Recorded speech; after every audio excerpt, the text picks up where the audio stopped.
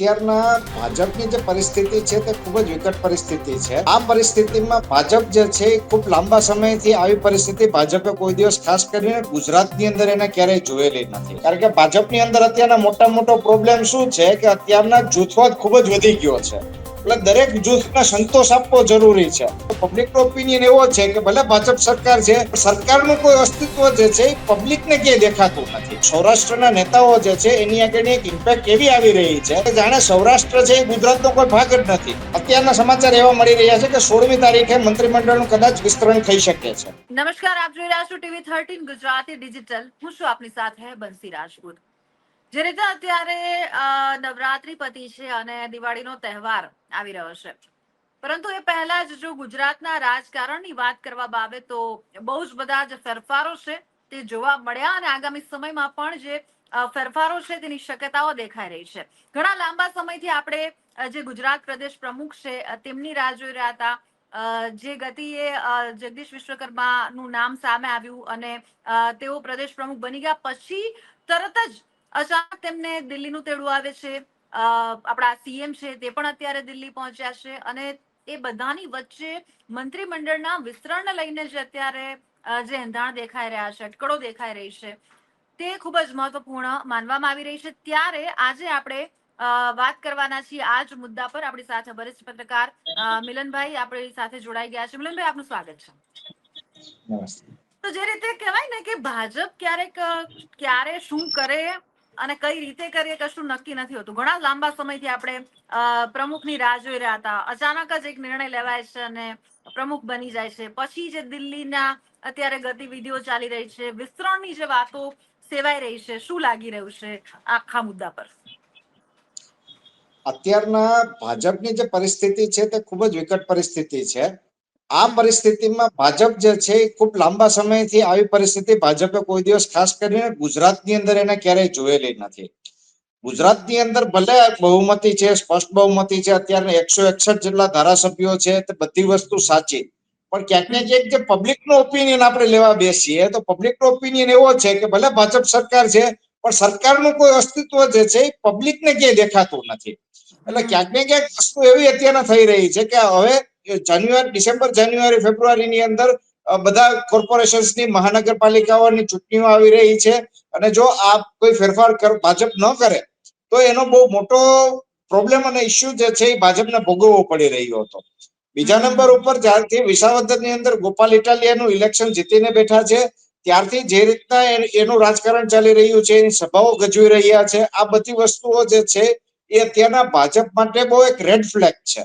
કારણ કે ભાજપ અત્યાર સુધી કેવું માનતું હતું કે હું ઇનવિન્સિબલ છું, મને કોઈ હરાવી શકે એમ નથી, મને કોઈ નડી શકે એમ નથી અને પ્રજા આગળ મારા સિવાય બીજો કોઈ વિકલ્પ નથી.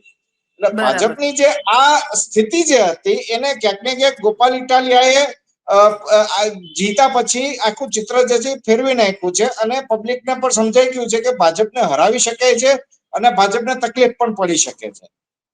અત્યારના જે સરકાર ચાલી રહી છે, જે કેબિનેટ મંત્રીઓ છે, જે ધારાસભ્યો છે, બરાબર છે, અને ઇન્ક્લુડિંગ સંસદ સભ્યો ભલે ગુજરાત સરકાર સાથે એને સંબંધ નથી પણ ભાજપની અંદર તો છે.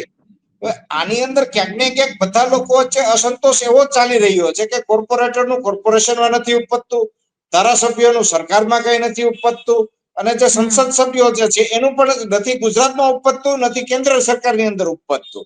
બરાબર છે. અને એના હિસાબે સરકારની જે પરિસ્થિતિ છે તે એવી જ રીતના ચાલી રહી છે કે સરકાર જે મૃતપાય અવસ્થાની અંદર હોય કે નામની સરકાર છે પણ કોઈ કામગીરી થતી નથી. અત્યારના અમલતદાર શાહી ચાલતી હોય ગુજરાતની અંદર એ ટાઈપનું વાતાવરણ ચાલી રહ્યું છે. બિલકુલ. એટલે ક્યાંક અહીંયા ને તમે ક્યાંક જે વસ્તુ અત્યાર સુધી જે વાત કરી એ પ્રમાણે ત્રણ મુદ્દા મારા ધ્યાનમાં અત્યારે, કારણ કે જે તે સમયે ચૂંટણી થઈ હતી અને જે ભૂપેન્દ્ર પટેલને મત મળ્યા હતા અને પછી તેઓ મતલબ ચૂંટાઈને આવ્યા અને જે પ્રકારના પ્રચાર અને પ્રસાર થઈ રહ્યો હતો.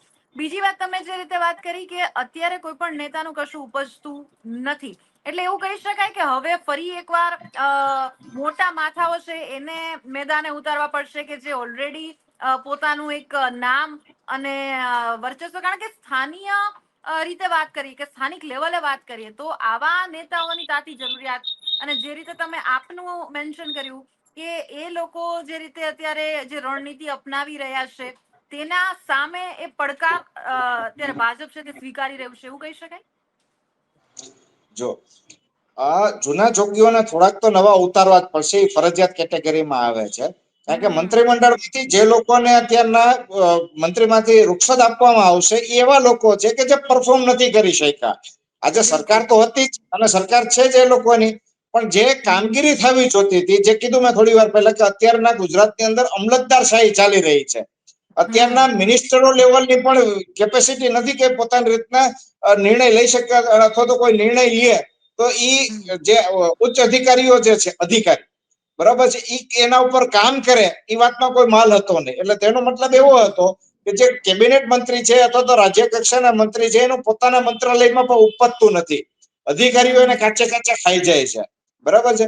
એટલે આવા જે નેતાઓ જે છે એ લોકોને જે ફરજિયાતપણે જે છે એ કાઢવાની જરૂરિયાત પડશે. કારણ કે જો એ ન કાઢે તો કોર્પોરેશનનું ઇલેક્શન પણ ખૂબ નજીક છે અને સાથોસાથ 2 વર્ષની અંદર જે છે તે વિધાનસભાનું પણ ઇલેક્શન આવશે.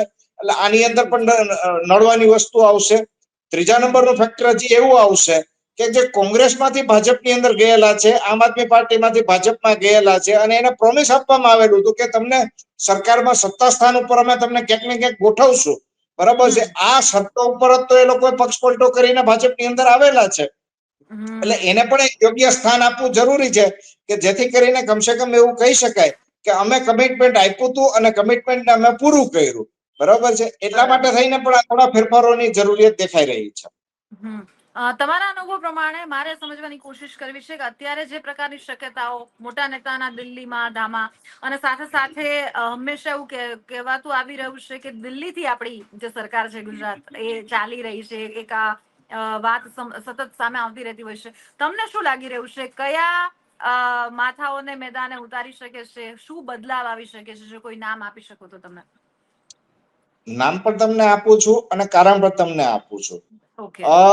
નામ આપતા પહેલા તમને કારણ આપું કે અત્યાર સુધીની પરિસ્થિતિ કેવી હતી. વિજયભાઈ રૂપાણીની સરકાર જ્યારથી પડી, મતલબ વિજયભાઈ રૂપાણીને રાજીનામું આપ્યું અને એની જગ્યાએ ભૂપેન્દ્રભાઈ પટેલની સરકાર બની, બરાબર છે, ત્યારથી લઈને અત્યાર સુધી સંપૂર્ણ સૌરાષ્ટ્રની અંદર જે છે એને ભાજપે કોરાણે મૂકી દીધેલું હતું. એટલે ક્યાંક ને ક્યાંક પબ્લિકની અને જે સૌરાષ્ટ્રના નેતાઓ જે છે એની આગળની એક ઇમ્પેક્ટ એવી આવી રહી છે કે જાણે સૌરાષ્ટ્ર છે એ ગુજરાતનો કોઈ ભાગ જ નથી. સૌરાષ્ટ્રની અંદર કોઈ પણ નેતાઓના કામ થાય નહીં. કોઈ પણ સૌરાષ્ટ્રનો કોઈ પણ કોર્પોરેટર હોય, ધારાસભ્ય હોય કે ઇવન સંસદ સભ્ય હોય, જેમાં રામભાઈ મોકરિયા પણ આવી ગયા અને પુરુષોત્તમભાઈ રૂપાલા પણ આવી ગયા. કોઈ છાતી ઠોકીને એવું ન કહી શકે કે અમે સિટી માટે થઈને, પબ્લિક માટે થઈને કે સમાજ માટે થઈને અમે તમને આ વસ્તુનું પ્રોમિસ આપીએ છીએ અને અમારી સરકારમાં તમારું આ કામ થઈ જશે, બરાબર છે. જાણે સૌરાષ્ટ્ર જે છે એ અછૂત કેટેગરીમાં આવી ગયો એ ટાઈપનું વાતાવરણ છેલ્લા 4-5 વર્ષથી ચાલી રહ્યું હતું, બરાબર છે. હવે આ વસ્તુ હજી પણ કન્ટિન્યુ રહે, બરાબર છે. પણ ગોપાલ ઇટાલિયા જ્યાંથી વિસાવદરની અંદર આવી ગયા છે અને જે રીતના જુનાગઢના એરિયા પંથકમાં છે અને રાજકોટ પંથકમાં સભાઓ ગજવી રહ્યા છે અને એને જે પબ્લિકનું સમર્થન મળી રહ્યું છે એ જોતા અત્યારના એવું પણ સામે આવી રહ્યું છે કે પાછલે બારણે ભાજપના ચોક્કસ નેતાઓ જે છે એ આમ આદમી પાર્ટીને અને ગોપાલ ઇટાલિયાને સપોર્ટ કરી રહ્યા છે, બરાબર છે. અને આ જ વસ્તુ જે છે એ ભવિષ્યના જે ઇલેક્શન છે, કોર્પોરેશન છે અને વિધાનસભાની ચૂંટણી છે એની અંદર નડી શકે એમ છે. હવે જે કોંગ્રેસમાંથી ભાજપમાં આવી ગયેલા છે એ લોકોને પણ જે પ્રોમિસ આપ્યું હતું એ મુજબ એ લોકોને સત્તા સ્થાન ઉપર ક્યાંક ને ક્યાંક એને મંત્રી છે અથવા તો કેબિનેટમાં છે અથવા તો કોઈ કોર્પોરેશન હોય, બરાબર, કંપની જે છે સરકારી કંપની છે એની અંદર ડિરેક્ટર પદે નિમણૂક આપવાનું જે કઈ વચન આપવામાં આવ્યું હોય એ ફૂલફિલ કરવાનું છે. એટલે આ ફૂલફિલ કરતી વખતે બધા જ ફેક્ટરો જે છે ઇલેક્શનને ધ્યાનમાં અનુલક્ષીને રાખી અને આ લોકો ડિસિઝન્સ લેશે. હવે સૌરાષ્ટ્ર પુરાણે મુકાણું હતું એટલે આ વખતે સૌરાષ્ટ્રના લોકોને થોડુંક એ લોકોએ મહત્વ આપવું જરૂરી રહેશે. જો સૌરાષ્ટ્રને મહત્વ ન મળે તો એવું કઈ ચોક્કસપણે કહી શકાય કે આનું પરિણામ જે છે એ કોર્પોરેશનના ઇલેક્શનમાં અને ભવિષ્યના વિધાનસભાની અંદર પણ નડી શકે છે. હવે જો આપણે વાત કરીએ નામોની, તો જે સૌરાષ્ટ્રના નામો છે એની અંદર ઉદય કાનગડ છે, જયેશ રાદડિયા છે, બરાબર છે, અર્જુનભાઈ મોઢવાડિયા છે કે જે કોંગ્રેસના ધરખમ ગજાના નેતા હતા અને સત્તા માટે થઈ અને ભાજપની અંદર એને પગલા કરેલા છે, બરાબર છે. પછી સીજે ચાવડા છે, એટલે આવા જે નેતાઓ જે છે જે ધરખમ ગજાના નેતા છે, બરાબર છે. અને એની હવે જો ચોક્કસપણે જો ચાન્સ મળે તો પ્રજાની અંદર પણ બાય ડિફોલ્ટ લોકપ્રિય છે અને એનો હોલ્ડ પણ સંગઠન લેવલે અને સરકાર લેવલે પણ છે જ એનો હોલ્ડ, બરાબર છે. આવા જે નેતાઓ જે છે એને ચોક્કસપણે સત્તાની અંદર સ્થાન મળી શકે તેવા ચાન્સીસ પૂરેપૂરા છે. પણ આ ભાજપ છે, ભાજપની અંદર એવું ચોક્કસપણે ન કહી શકાય કે આને મંત્રીમંડળની અંદર 100% સ્થાન મળશે. બિલકુલ. આ તમે વાત કરી સૌરાષ્ટ્રની. ઓવરઓલ આપણે આખા ગુજરાતને જો વહેંચીએ તો 5 ઝોનમાં વહેંચી શકાય કે જે રીતે ઉત્તર, દક્ષિણ, પૂર્વ, પશ્ચિમ અને સાથે સાથે મધ્ય ગુજરાત. તો અને જી કચ્છનો એક વિસ્તાર અલગથી આપણે લેવો પડે આદિવાસી નેતાઓને, કારણ કે વચ્ચે જે પ્રમાણે સાબરકાંઠા, બનાસકાંઠામાં આખી જે ગતિવિધિઓ આપણને જોવા મળી, પછી અલગ જિલ્લાની વાત હોય, નેતૃત્વની વાત હોય, એ પોઈન્ટ પણ આપણે મિસ ના કરી શકીએ. અને સાથે સાથે કારણ કે દરેક લેવલે, કારણ કે ઓવરઓલ અને ભાજપની આમ જોઈએ તો એમાં માસ્ટરી પણ કહી શકાય કે તમામને વ્યવસ્થિત રીતે, અને એનું જે સ્થાનિક લેવલે કહેવાય કે માઇક્રો કે મેક્રો મેનેજમેન્ટ છે ને, એ ભાજપનું બહુ વ્યવસ્થિત જોવા મળતું હોય છે. એટલે કે આ અત્યારે જે આપણને જોવા મળી રહ્યું છે એ ની તૈયારીઓ ઘણા સમયથી ચાલતી જ હશે. જી બેન, ડેફિનેટલી વાત છે. આની તૈયારીઓ જે છે છેલ્લા એકાદ વર્ષથી ચાલતી હતી, કારણ કે ભાજપની અંદર અત્યારના મોટો પ્રોબ્લેમ શું છે કે અત્યારના જૂથવાદ ખૂબ જ વધી ગયો છે. એટલે દરેક જૂથને સંતોષ આપવો જરૂરી છે. જો કોઈ પણ એક સારા જૂથને અસંતોષ થઈ જાય તો પણ ઇલેક્શનની અંદર પ્રોબ્લેમ થઈ શકે છે, બરાબર છે. આપણે જોયું છે કે ભાઈ જે દર્શિતાબેન શાહ જયારે રાજકોટથી વિધાનસભા લડતા હતા, બરાબર છે, એમને હરાવવા માટે ભાજપના ચોક્કસ નેતાઓ અને જૂથે જે છે એને ભરપૂર પ્રયાસ કર્યા હતા, બરાબર છે. એટલે આ જે જૂથવાદ જે છે એ ભાજપને ખૂબ જ નડી શકે એમ છે અને એને અનુલક્ષીને આ લોકોને વિસ્તરણ કરવાની અંદર વાર લાગી રહી છે, કારણ કે દરેક જૂથને સંતોષ આપવો જરૂરી છે. દરેક જૂથ આગળથી 2-3 લોકોના નામ મગાવવા પડે છે એ લોકોને કે ભાઈ તમારા જૂથમાંથી તમને કોણ લાગે છે કે ભાઈ આને આપણે સ્થાન દેવું જોઈએ કરીને, અને એની પછી સ્ક્રુટિની કરશે અને એની સ્ક્રુટિની કર્યા પછી તે છે એ ફાઇનલ ડિસિઝન જે ભાજપ લેશે. મારી આગળ ઓલરેડી લિસ્ટ આવી ગયેલું છે કે જે ટેન્ટેટિવ લોકોનું જે આપી શકીએ એમ છે. લિસ્ટ હું બધાનું કહી દઉં છું અત્યારના, પણ એ જરૂરી નથી કે આની અંદરથી બધા જ લોકોને મળી શકે. પણ હા, આપણે એવું ચોક્કસપણે માની શકીએ કે જે લિસ્ટ છે મારી આગળ, એમાંના મોટા ભાગના લોકોને જે છે એ મંત્રીમંડળની અંદર સ્થાન મળી શકે છે. જયેશભાઈ રાદડિયા છે, આપણા શંકરસિંહ ચૌધરી છે જે અત્યારના સ્પીકર છે આપણા, જે ઉત્તર ગુજરાતનું જે છે એ પ્રતિનિધિત્વ કરે છે. અર્જુન મોઢવાડિયા છે, ભાવનગરથી જીતુ વાઘાણી છે, જામનગરથી રીવાબા જાડેજા છે, કારણ કે જે અત્યારના જે મિનિસ્ટર છે રાઘવજીભાઈ પટેલ, કૃષિ મિનિસ્ટર, એમની કામગીરી નબળી હોવાના હિસાબે એનું સ્થાન જે છે એ ચોક્કસપણે જોખમમાં છે. એટલે એની જગ્યાએ રીવાબાને પણ મૂકી શકે, જેથી મહિલા સ્ત્રી શક્તિકરણ પણ કહી શકાય, બરોબર છે. અને એમ પણ પાવરફુલ લેડી છે, બરોબર છે. એટલે એના માટે થઈને એમને સ્થાન મળી શકે છે. ઉદય કાનગડ નું મેં કહી ચૂક્યો છું, કારણ કે ઉદય કાનગડ નો હોલ્ડ જે છે તે ખૂબ જ મોટો છે. પ્લસ તે ઓબીસી કેટેગરીમાંથી આવે છે, એટલે ઓબીસી જ્ઞાતિને પણ તમે સાચવી શકો અને એનો હોલ્ડ ખૂબ જ સારો અને મોટો છે. આખા રાજકોટ થી લઈ અને વેરાવળ પંથક ની અંદર એનો હોલ્ડ ખૂબ સારો છે. પછી અલ્પેશ ઠાકોર છે, સીજે ચાવડા છે જે કોંગ્રેસ માંથી ભાજપની અંદર આવેલા છે, હીરાભાઈ સોલંકી છે, અમિત ઠાકર છે, અમિત શાહ છે, મહેશ કસવાલા છે. પછી સાઉથ ગુજરાતમાંથી બીજું નામ લઈએ તો સંગીતાબેન પાટીલ છે અને પંકજ દેસાઈ છે. આટલા લોકોના નામ જે છે અત્યારના આપણી આગળ આવેલા છે કે આમાંથી મોટા મોટા લોકોને મંત્રીમંડળની અંદર સ્થાન છે તે મળી શકે છે. બિલકુલ. સાથે સાથે અહીંયા એક સવાલ એ પણ થાય કે જે રીતે ઘણા બધા લોકો પક્ષ પલટો કરીને પણ ભાજપમાં આવ્યા છે, મોટા અને કદ્દાવર નેતા કહી શકાય, એમને ક્યાંય સ્થાન મળી શકે એવી કોઈ શક્યતા હાલ દેખાઈ રહી છે? જે રીતે તમે જીતુ વાઘાણીનું, કે આવા લોકો પણ કે જેમને ઓલરેડી સત્તામાં રહીને સત્તામાં કામ કરી ચુક્યા છે, એ અનુભવ પણ એમનો ક્યાંક ને ક્યાંક કામે લાગશે. તમે જે રીતે કીધું કે રાઘવજીભાઈની કામગીરી ક્યાંક મતલબ નબળી સાબિત થઈ, એને લઈને પણ અમુક ઘણા બધા, એટલે હું કોઈ એક પર્ટિક્યુલર માણસની વાત નથી કરી, ઓવરઓલ આખું અને ટેકનિકલી પણ મારે સમજવાની કોશિશ કરવી છે કે જ્યારે અચાનક આ રીતે મંત્રીમંડળનું વિસ્તરણ કરવાની જરૂર પડતી હોય છે, કે પ્રકારની પ્રોસેસ ફોલો કરવાની હોતી હોય છે, મારા દર્શકોને મારે ખાસ સમજાવવું છે. અત્યારના જે મારી આગળ સમાચાર છે એમાં એવું છે કે જે રાજસ્થાનની અંદર જે પેટર્ન કરવામાં આવી છે એ રીતની પેટર્ન ગુજરાતમાં પણ થઈ શકે છે કે ભૂપેન્દ્રભાઈ મુખ્યમંત્રી રહેશે અને સાથોસાથ બે ડેપ્યુટી સીએમ પણ રહેશે. બરાબર છે. હવે પરિસ્થિતિ કેવી છે કે અત્યાર સુધીનું જે રાજકારણ અને જે સત્તા ચાલી છે એ કેવી હતી કે મિનિસ્ટરો તો ઘણા બધા હતા, પણ એ જેટલા પણ મિનિસ્ટર હતા એ ખુદ પણ મેં કીધું પહેલા કે પોતાની મિનિસ્ટ્રીની અંદર પણ એ પોતાનું કામ કરાવડાવી શકશે કે પબ્લિકનું કામ કરાવડાવી શકે એ વાત નક્કી નહોતી. બરાબર છે. એટલે હવે સરકાર માટેનો અત્યારના અસ્તિત્વનો પ્રશ્ન મોટામાં મોટો એવો છે કે હવે પબ્લિકને એને દેખાડવાની જરૂરિયાત છે કે અમારી સરકાર છે અને તમારા અને સરકારના કામ આની અંદર થાય છે.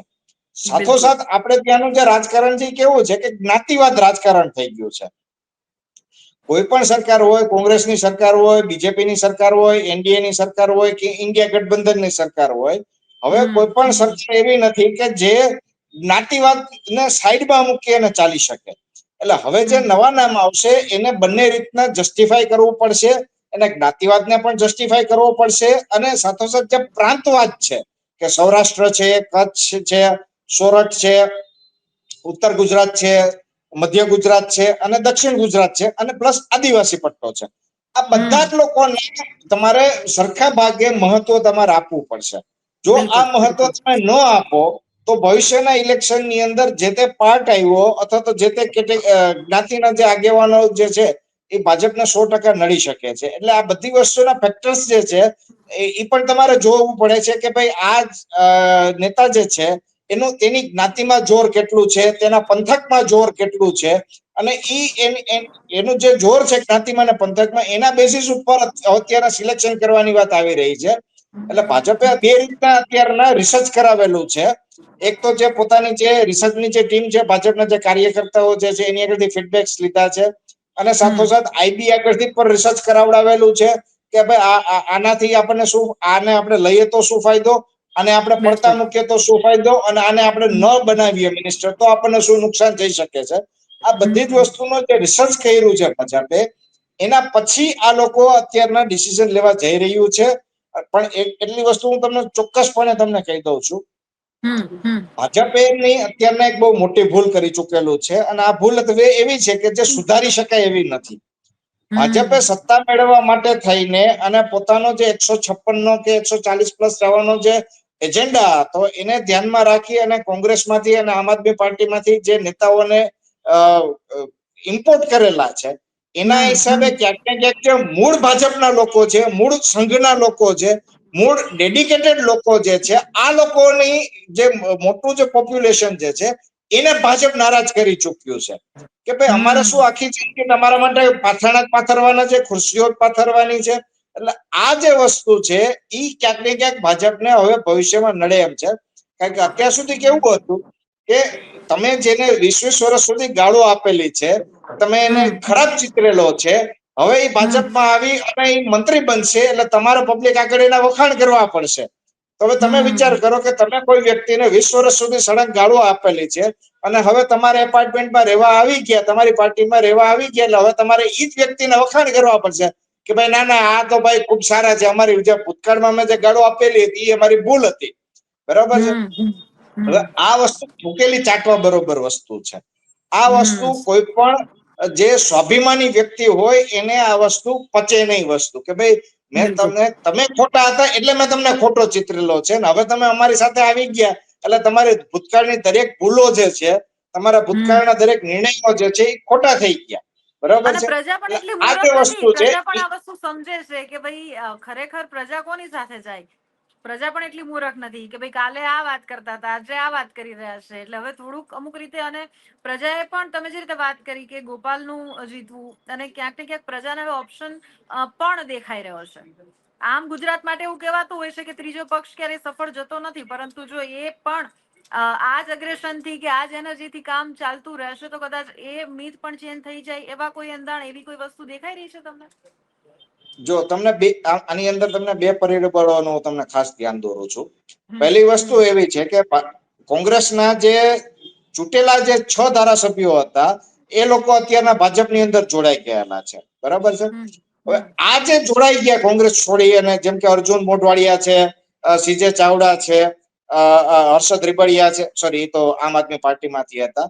આ ટાઈપના જે ધારાસભ્યો જે છે જે ભાજપની અંદર ગયેલા છે, એના ઉપરથી પ્રજાનો ક્યાંક ને ક્યાંક જે ભરોસો કોંગ્રેસ ઉપર હતો એ અત્યારના સદંતરપણે ખીલી ગયો છે. કારણ કે કોંગ્રેસને જે મત મળતા હતા એ કેવા મત મળતા હતા કે એક સક્ષમ વિપક્ષ તરીકે એને મત મળતા હતા. હવે વિપક્ષમાં ન બેસવાની બદલે તમને ચૂંટીને તમને મોકલા અને તમે સત્તા માટે થઈને ભાજપમાં તમે વયા જાઓ, એટલે જે પબ્લિક આજે સમજી ગઈ કે કોંગ્રેસ અત્યારના જે કામગીરી કરી રહી છે એ ભાજપના પેરોલ ઉપર રહીને કામગીરી કરી રહી છે, કે ભાજપને કઈ રીતના ફાયદો થઈ શકે છે એ રીતના ચાલી રહી છે. એટલે હવે હું એમ નથી કહેતો કે આમ આદમી પાર્ટી છે એ સત્તા ઉપર આવશે, મને 5-10 વર્ષ સુધી તો આમ આદમી પાર્ટી સત્તા ઉપર આવે એવું નથી દેખાતું, પણ અત્યારના જે મોટા મોટી વાત જે છે પ્રજા માટે એ એવી છે કે કમસે કમ એક સક્ષમ વિપક્ષ જે છે એ પ્રજાને મળે, કે મારો અવાજ જે છે એ વિધાનસભાની અંદર ગુંજવો જોઈએ.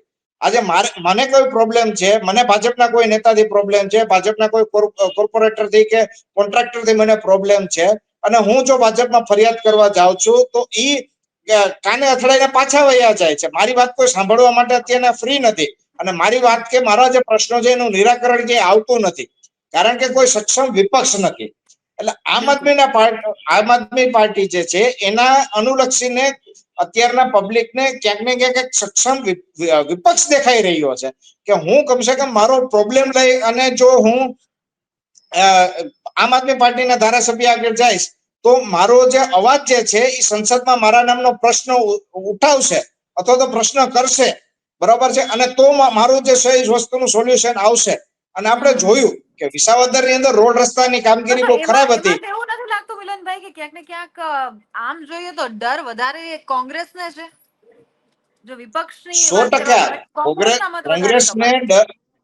કોંગ્રેસને ડર વધારે જ છે, પણ અત્યારના હવે પરિસ્થિતિ એવી છે કે કોંગ્રેસ જે છે એ હવે અત્યારના, હું નામ નથી લેવા માંગતો, પણ અત્યારના પણ એના જે મોવડી મંડળ જે છે અને જે નિર્ણય લેવા વાળા જે વ્યક્તિઓ જે છે એ લોકો આગળ ક્યાં બુદ્ધિ નથી અને ક્યાં ભાજપના પેરોલ ઉપર છે, બરાબર છે. એ લોકો એ પણ જે ભાજપની જે માઇક્રો લેવલની જે પ્લાનિંગ ચાલતું હોય છે, જ્ઞાતિવાદ લેવલનું પ્લાનિંગ છે, દરેક વિસ્તારની જરૂરિયાત મુજબનું જે પ્લાનિંગ કરવાનું હોય છે, ત્યાં આ વસ્તુઓ નથી ચાલી રહી. એટલે ક્યાંક ને ક્યાંક એવું માની શકે છે કે એ લોકોને રાજકારણ કરતા નથી આવડતું, ભૂલી ગયા છે 30 વર્ષ સુધી વિપક્ષમાં બેસી અને સત્તા કઈ રીતના ગુજરાતમાં ચાલી શકે આના માટેની કારણ કે વિચાર આમ જોયો કરવાની જે મિલનભાઈ તો આપણે લોકો પણ ડિબેટો કરીને થાકી ગયા, મુદ્દાઓ ચર્ચીને થાકી ગયા ઘણા વર્ષોથી, કે એટલીસ્ટ જે તે સમયે પરિસ્થિતિ એવી હતી કે કોંગ્રેસે ખાલી ને ખાલી પોતાના નેતાઓ, પોતાની મત બેંક, કારણ કે વોટશેરના મામલામાં પણ 5 વર્ષ પહેલાની પરિસ્થિતિ અલગ હતી. આજે છે સાવ એટલી વિપરીત પરિસ્થિતિ નહોતી કોંગ્રેસ માટે પણ, પરંતુ આખા જે સમીકરણો ચેન્જ થઈ જાય છે કે અત્યારે પ્રજા કોંગ્રેસને તો આમ જોઈએ તો ક્યાંય જોતી જ નથી. પછી એ મુદ્દાની વાત હોય, મુદ્દા પ્રજાના મુદ્દા ઉઠાવવા માટે પણ કોંગ્રેસ ક્યાંય વિપક્ષ તરીકે જોવા નથી મળતી. આપની વાત 100% સાચી છે. અત્યારના પ્રજાની અંદર કોંગ્રેસ અત્યારના એટલી બધી અડખામણી થઈ ચૂકેલી છે કે પ્રજાને કોઈ પ્રશ્ન હોય ને તો સત્તાધારીઓ તો કોઈ વ્યક્તિ તમારી વાત સાંભળવાનું જ નથી, એટલે તમારે પ્રશ્ન ઉઠાવવા માટે વિપક્ષ આગળ જવું પડે છે. પણ હવે તો વિપક્ષ આગળ કોઈ પગથિયું નથી ચાલતા, ખબર જ છે કે કોંગ્રેસ કે થવાની છે. અસંતોષ છે પ્રજાનો, કે ફરિયાદો તમે કહો કે પછી કોંગ્રેસની કાર્ય ક્ષમતા કે ઈચ્છા શક્તિનો અભાવ કહો પક્ષ તરીકે, એનો લાભ સૌથી વધારે બીજા પક્ષને મળશે. આનો લાભ જે છે 100% આમ આદમી પાર્ટીને મળશે. અને કોંગ્રેસ હજી જે બીજી ભૂલ કરવા જઈ રહ્યું છે એવી છે કે એને કોર્પોરેશન અને વિધાનસભામાં આમ આદમી પાર્ટી સાથે એને ગમે કે ન ગમે એને એની સાથે ગઠબંધન કરવું જરૂરી છે. જો તમે ગત ઇલેક્શનનું તમે આંકડાઓનો તમે ફિગર મેચ કરશો તો કોંગ્રેસ અને આમ આદમી પાર્ટી બંનેના જો મતની ટકાવારી જો તમે કેલ્ક્યુલેટ કરવા બેસશો તો ભાજપ કરતા વધી જાય છે. એટલે ક્યાંક ને ક્યાંક એવી વસ્તુ થઈ રહી છે કે આમ આદમી પાર્ટી જયારે પહેલી વખત ઇલેક્શન લડવા આવી ત્યારે એને કોંગ્રેસના મત કાપ્યા અને એના હિસાબે બીજેપીને બહુ સારો એવો બેનિફિટ મળ્યો અને એના હિસાબે એને 156 સીટ મળેલી હતી. એટલે મિલનભાઈ એવું કહી શકાય કે જે રીતે અત્યારે આખી ગતિવિધિઓ, જે સમીકરણો રચાઈ રહ્યા છે, જે પ્રકારનું વાતાવરણ જોવા મળી રહ્યું છે, ઘણા બધાની દિવાળી કાં તો બગડી જશે અને ઘણા બધાની સુધરી જશે. જે કેબિનેટ અત્યારના જે મિનિસ્ટર લેવલના જે લોકો જે છે એના માટે મોટામાં મોટો પ્રોબ્લેમ એ છે કે દિવાળીના જે ગ્રીટિંગ્સ કોઈને મોકલવા હોય તેમાં શું લખવું, મંત્રી લખવું કે પછી ખાલી ધારાસભ્ય લખવું. એટલે આ જે છે મીઠી મૂંઝવણમાં એ લોકો મુકાઈ ગયેલા છે કે મંત્રી પદ મારું દિવાળી સુધી ચાલુ રહેશે કે નહીં રહે. પણ અત્યારના જે સમાચાર મળી રહ્યા છે તે એવા છે કે 16 તારીખે મંત્રીમંડળનું વિસ્તરણ થઈ રહ્યું છે. અત્યારના સમાચાર એવા મળી રહ્યા છે કે 16મી તારીખે મંત્રીમંડળનું કદાચ વિસ્તરણ થઈ શકે છે. એટલે જ તમે કહ્યું એ અસમંજસ ઘણા બધા નેતાઓને એ પણ જે પ્રમાણે અમુક બધાની બાઇટો આવી રહી છે એમાં પણ એ મૂંઝવણ દેખાઈ રહી છે તમામ નેતાઓની. તો બસ જે રીતે તમે વાત કરી કે ઘણા બધાની દિવાળી સુધરી જશે, મંત્રીઓ અસમંજસમાં છે અને 16 તારીખ એટલે કે દિવાળી પહેલાના સમયની, કારણ કે સમય પાછો ભાજપ પક્ષે એવો અત્યારે કહેવાય ને કે પસંદ કર્યો છે કે ગમે તે થઈ શકે છે અને સૌની નજર પછી મીડિયા હોય કે લોકો એની મંડરાયેલી છે. ને આજ કદાચ યુએસપી છે ભાજપની કે કોઈ પણ જાતના લૂપહોલ્સ વગર પોતાના નિર્ણયો લેવા માટે ગમે તે સમયે જાણીતું છે. આ જ પ્રકારની ચર્ચાઓ સાથે હું જોડાતી રહીશ. મિલનભાઈ, તમે તમારો સમય આપ્યો અને ખૂબ જ સરસ રીતે આખું ડિટેલમાં બધી વાતો કરી તે બદલ આપનો ખૂબ ખૂબ આભાર. આભાર. દાદા વરિષ્ઠ પત્રકાર મિલન ખેરા કે જેમણે આપણી સાથે અત્યારની જે પરિસ્થિતિ છે, રાજકીય સમીકરણો બદલાઈ રહ્યા છે, જે ગતિવિધિઓ ચાલી રહી છે અને શું થઈ શકે છે તેના વિશે વિગતવાર આપણી સાથે વાત કરી. હવે ખરેખર શું થાય છે તે તો આપણને 16 તારીખ સુધીમાં જ ખબર પડી જશે. આ જ પ્રકારની ચર્ચાઓ સાથે હું તમારી સમક્ષ જોડાતી રહીશ. મને આપશો રજા અને જોતા રહો TV13 ગુજરાતી ડિજિટલ.